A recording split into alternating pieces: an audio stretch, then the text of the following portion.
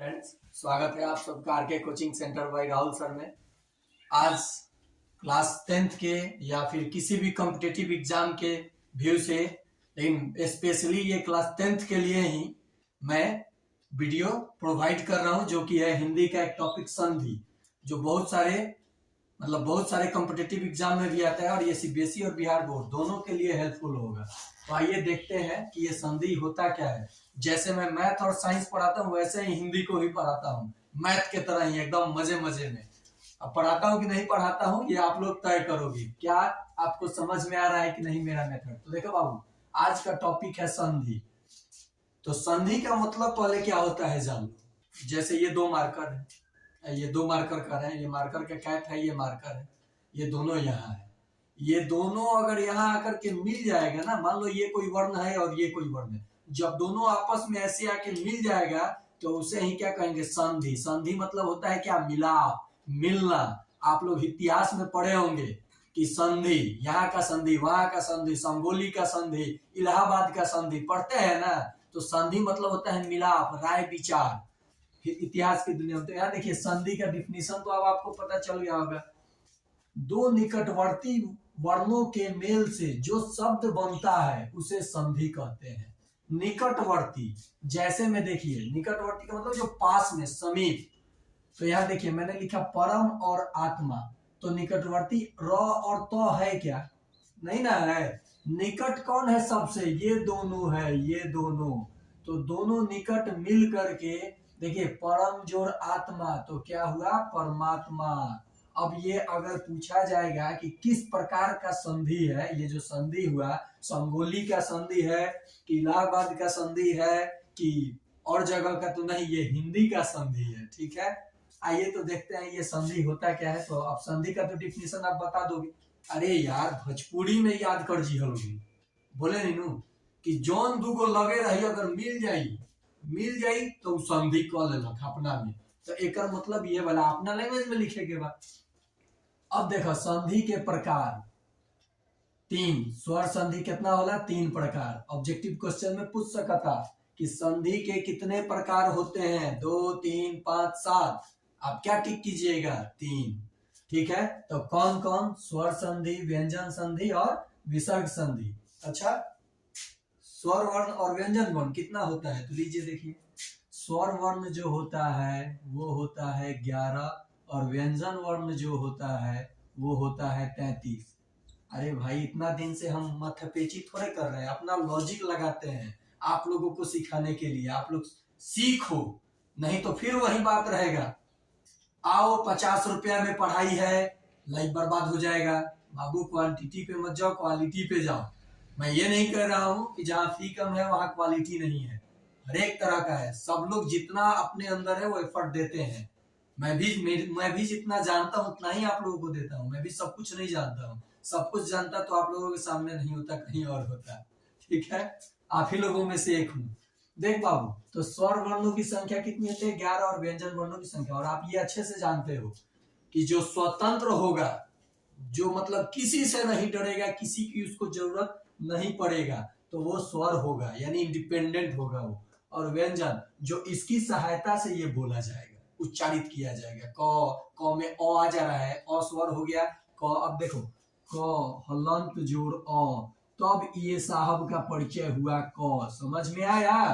तो देखो बाबू, स्वर संधि, व्यंजन संधि और विसर्ग संधि। अच्छा, समास इसके बाद वाले टॉपिक में। तो ये 3 प्रकार का होता है। आज हम लोग केवल चर्चा करेंगे स्वर संधि के बारे में, उसके बाद अगले पार्ट में ये दोनों को देखेंगे। तो देखो मैथ के तरह इसको समझोगे। स्वर संधि के, अब जैसे संधि तो 3 प्रकार हो गया, अब स्वर संधि के 5 बेटे हो जाएंगे। ठीक है, और पांचों बेटों को कोई जरूरी नहीं कि क्रम से सजाइए, आप कहीं से बोल सकते हैं। जैसे पहला 5 माने 5 प्रकार हो गए। कितने प्रकार हुआ? 5। पहला दीर्घ संधि, दूसरा गुण संधि, तीसरा यन संधि, चौथा वृद्धि संधि और पांचवा अयादि संधि। तो गिन लीजिए 1, 2, 3, 4, 5। ऑब्जेक्टिव क्वेश्चन आएगा कि स्वर संधि के भेद होते हैं। बताओ गणेश कितना होगा स्वर संधि के भेद? 5। ये कितना होगा? 5। अब काउंट कर लिए हो। ऑब्जेक्टिव क्वेश्चन आप बनाइए, रटिए मत, आप बनाइए थ्योरी सेक्शन से उठा करके, तब आप मजा लाओगे एग्जाम में। वही टॉपर होगा जो सेल्फ स्टडी करेगा, अलग इधर उधर के प्रकाशन को नहीं देखेगा। प्रकाशन का मतलब क्या होगा बाबू? देखो, प्रचार सब लोग करता है, करना भी चाहिए, लेकिन आप जब तक नहीं पढ़ोगे तो मैं एक मोटरी किताब ला के रख दूंगा। मोटरी समझते हो ना, एक बोझा, तो आप उसी में दबा के मर जाओगे। इसलिए आप मोटरी और बड़े बड़े किताब पे मत जाओ, आप अपने अंदर देखो कि तुम्हारे अंदर क्या क्वालिटी है। और मैं ये चैलेंज कर रहा हूं कि सबके अंदर क्वालिटी है, लेकिन उस क्वालिटी को आप दबा के रखते हो, डरते हो। जिस दिन डर निकल गया उस दिन आप हीरो बन जाओगे।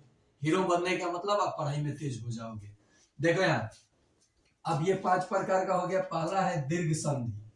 अब इसको हम लोग समझेंगे। ह्रस्व और दीर्घ जब मिलेगा तो हमेशा दीर्घ संधि होगा, हमेशा दीर्घ हो जाएगा। दीर्घ संधि मतलब ह्रस्व और दीर्घ मिलेगा। देखिए बाबू, यहाँ पे, यहाँ गौर कीजिए, यहीं पे बता दे रहा हूँ। ये परम अ ह्रस्व बोला जाएगा, छोटा अ जिसको आप बोलते हो, छोटका अ। हमने पढ़े नहीं सब लोग लैंग्वेज में हूँ, छोटका अ तो क्या होला। अब यहाँ देखो, एक बाद आगल दीर्घ, तो ह्रस्व और दीर्घ मिली तो हमेशा दीर्घ होई, लेकिन हई कहीं छुप जाई, एकर मात्रा लगावल जाई। जैसे देखो, परम जोड़ आत्मा, परम जोड़ आत्मा, तो हई जो आ लिखता नु आ, एकर मात्रा होला आकार। एकर मात्रा का होला आकार। तो हिया लिखल जाई, देखो परम, तो हई छुप जाई, तो म में अ माने म में हई चिन्ह लगा दिए। तो देखो प र आ म लिखनी ह, हई हटल है, एकरा जगह पर चिन्ह लगा देनी आकार के, आ त आ मा लिख देनी, तो का होगा परमात्मा। अब ये क्वेश्चन एगो दागा जाई ऑब्जेक्टिव कि परमात्मा स्वर संधि का कौन सा संधि है? तो फटाक से आप कहोगे सर बताए थे कि ह्रस्व और दीर्घ मिल करके हमेशा दीर्घ हो रहा है, तो यहाँ दीर्घ हो रहा है, इसका मतलब दीर्घ संधि है। समझ में आया कि नहीं आया? आया। आइए, ठीक है। ऐसे ही गुण देखो बाबू, अ और आ के बाद, अ और आ के बाद ह्रस्व ई या दीर्घ ई हो, तो जब ह्रस्व ई होगा या दीर्घ ई होगा तो ए में बदल जाएगा। ए मतलब आकार लग जाएगा। तो कहिएगा सर कैसे? एग्जाम्पल से देखिए, अ और आ के बाद अगर ई और दीर्घ ई आए तो हमेशा क्या हो जाएगा? तो आप कहिएगा कि सर ए हो जाएगा, जिसमें ये मात्रा लगेगा। आप बोलिएगा, ठीक है। जैसे एक एग्जाम्पल देख लीजिए। एग्जाम्पल यहाँ देव, गणेश आ रहा है? हाँ आ रहा है। देव जोर इंद्र, मैंने क्या लिखा? देव जोर इंद्र, देव जोर इंद्र लिखा, ठीक है। अब देखो बाबू, देव व में अ छुपा हुआ है, व यहाँ देखो अ छुपा हुआ है, आ जोड़ इंद्र, ये छोटा ह्रस्व ई आया, ह्रस्व ई, तो ये मान लो कि यहाँ ह्रस्व ई आया। अब जैसे इन दोनों को मिलाएंगे तो एकले की मात्रा लगाना है। किसकी मात्रा लगाना है? एकले जिसको आप बोलते हो। तो ये तो हट जाएगा, इसके जगह पे ये लग जाएगा, तो लिखेंगे दे, हई हट गया, इस पे एकले लग जाएगा, अधन जिसको बोलते हैं देवेंद्र। समझ में आया? ठीक ऐसे ही आपको मिले तो आप इसी तरीके से बनाइएगा। हाँ, फिर क्वेश्चन आया, चलिए ऑब्जेक्टिव। अच्छा आप पूछे, देखो बाबू, इनका कहना है कि सर अब हम ऑब्जेक्टिव बना सकते हैं कि देवेंद्र स्वर संधि का कौन सा संधि है? तो आप कहिएगा गुण संधि है। लेकिन इतना डीप नहीं जाता है, इतना डीप तो सीटेट के एग्जाम में भी नहीं जाता है, तो आप जाता है कभी कभी, लेकिन आप लोग ये सब समझते हुए चलिए एकदम गणित की भाषा में। मैं जैसे देखो ये क्या करता हूँ, मैं भी सीखता हूँ आप ही लोगों से ना, आप ही लोगों पे एक्सपेरिमेंट करता हूँ कि कितना आप लोग गेन कर रहे हो। ये मैं जो पढ़ा रहा हूँ ये बहुत सहायता करेगा आपके पढ़ाई में, और एग्जाम में, 10th के एग्जाम में, सीबीएसई के एग्जाम में ये संधि पूछा जाता है, सीटेट के एग्जाम में भी पूछा जाता है, और कंपटीशन में भी पूछा जाता है। तो आप ज्यादा से ज्यादा मेरे चैनल को शेयर और सब्सक्राइब करें और इसको अधिक से अधिक फैलाएं। मैं ये नहीं कर रहा हूँ कि मुझे पैसा मिलेगा, नहीं भी फैलाओगे बाबू तो चलेगा, लेकिन वीडियो वॉच जरूर करो, आपको फायदा होगा। हाँ, अगर आप तेज हो तो आपको वॉच करने की जरूरत नहीं है, क्योंकि आप ऑलरेडी आप सोचते हो कि हम सब कुछ जानते हैं। तो सब कुछ जानने वालों के लिए मैं क्या कर सकता हूँ, मैं तो कुछ भी नहीं कर सकता हूँ ना। अब यहाँ देखो, अब हम लोग पढ़ेंगे, गुण तो समझ गए, यन संधि। क्या पढ़ेंगे? यन संधि। ह्रस्व ई और दीर्घ ई के बाद कोई स्वर आए, ह्रस्व ई या दीर्घ ई के बाद कोई स्वर आए तो क्या हो जाएगा? यहाँ यंग, थोड़ा सा यंग में लग रहा है कि कुछ गड़बड़ हुआ है। गड़बड़ क्या हुआ है? अगर यंग संधि है तो यंग संधि में ह्रस्व ई और दीर्घ ई के बाद कोई स्वर आए तो हो जाता है य। क्या होगा? य हो जाएगा। ह्रस्व उ और दीर्घ उ के बाद ह्रस्व उ, देखिए ये क्या हो जाएगा? य हो जाएगा। ह्रस्व उ और दीर्घ उ के बाद कोई स्वर आए तो क्या हो जाएगा? वो हो जाएगा। ठीक है, समझ में आ रहा है? और री के बाद कोई स्वर आए, री के बाद कोई स्वर आए, अन्य स्वर, तो क्या हो जाएगा? तो कहिएगा और हो जाएगा र। क्या हो जाएगा? र हो जाएगा। जैसे में देखिए एग्जाम्पल, अति जोर अधिक, अति जोर अधिक, मैंने क्या लिखा? अति जोर अधिक। ये देखिए, ये जो मात्रा है इसी को बोलते हैं ह्रस्व ई, जोर। अन्य स्वर, अन्य स्वर आया, देखिए सॉरी ये मैंने गलत लिख दिया है, छोटी ह्रस्व ई इसको बोलते हैं। अब ये दोनों जब मिला, देखो ह्रस्व ई या कोई स्वर आए तो क्या होगा? तो आप कहोगे य होगा, तो क्या हो जाएगा? इसका संधि विच्छेद अत्यधिक, अत्यधिक, अत्यधिक। देखो बाबू, ये मैंने क्या बोला? ह्रस्व ई और अ के बाद, माने ह्रस्व ई या दीर्घ ई के बाद कोई अन्य स्वर आए तो क्या होगा? य। ह्रस्व उ और दीर्घ उ के बाद कोई अन्य स्वर आए तो क्या होगा? व। और री के बाद कोई अन्य स्वर आएगा तो होगा र। ठीक है, समझ में आया?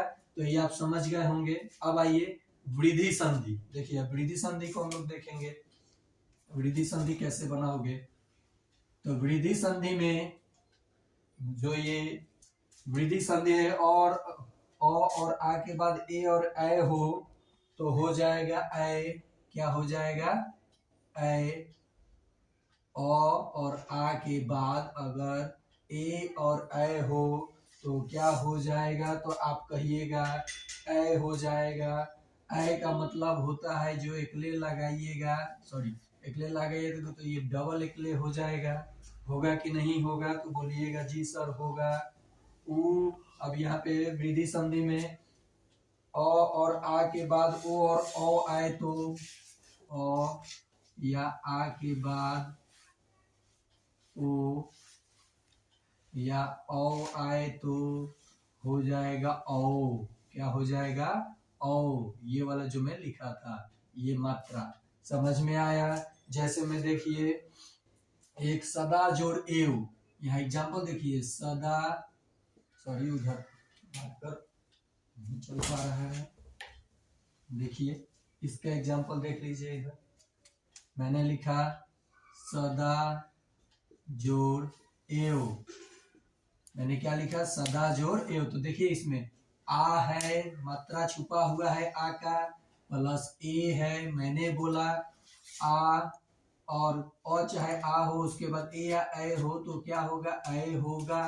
तो ये वाला चिन्ह हटेगा, मात्रा लग जाएगा, तो स मात्रा लगा दो, अब लगा दो, सदैव, सदा जोड़ एव, तो क्या कहोगे? सदैव। समझ में आया? ये भी इसी तरीके से आप बनाइएगा तो आपको कंफ्यूजन नहीं होगा। नेक्स्ट देखिए, ए के बाद यानी ह्रस्व ए जिसको बोलते हो, ए के बाद कोई स्वर आए तो अय, अ, य, अ, आधा य इसको बोलते हैं, अ, अय। ए प्लस अन्य स्वर आए तो आय हो जाएगा, ओ प्लस कोई अन्य स्वर आए ओ को छोड़ के तो औ हो जाएगा, मतलब 11 में से कोई 10, औ के बाद कोई अन्य स्वर आए तो आओ हो जाएगा। जैसे में एक एग्जाम्पल देखिए मेरे प्यारे मित्र पवन सर का, जो पहले मेरे साथ स्टार्ट किए थे, अभी बीटेक कर रहे हैं, अभी है वो मेरठ में, पूरा टीमें लेकर के गए हैं, धीरज सर को, पवन सर, गोलू सर, प्रभात सर, सब लोग वहीं पे है, मंटू सर, सबका बेटवा जिसको बोलते हैं मयंक जी, यही गए हैं, उसमें वो गांव बसा दिया है लोग मेरठ में। हम भी जाते हैं कभी कभी, जब उधर एग्जाम पड़ता है तो जाके घूम के आते हैं। तो देखिए पवन सर का नाम लिए हैं, यहाँ पौ लिखा मैंने, पो नहीं, पो जोर अन मैंने क्या लिखा, तो आप तो पहले से ही समझ जाओगे कि सर पवन सर कह रहे हैं, तो पोज और अन। लेकिन समझिए इसको, ओ के बाद कोई अन्य स्वर आए तो ओ के बाद, देखो ओ के बाद अन्य स्वर आया हुआ है तो क्या हो जाएगा, औ हो जाएगा। तो क्या हो जाएगा, ये प वन, पवन, औ मतलब व, तो पवन हो गया ना। समझ में आया? तो आप अधिक से अधिक मेरे चैनल को सब्सक्राइब करें, शेयर करें। आज के लिए इतना ही, फिर अगले पार्ट में हम लोग पढ़ेंगे व्यंजन संधि और विसर्ग संधि, तो दूसरा पार्ट आप लोग जरूर देखिएगा। Welcome my dear students.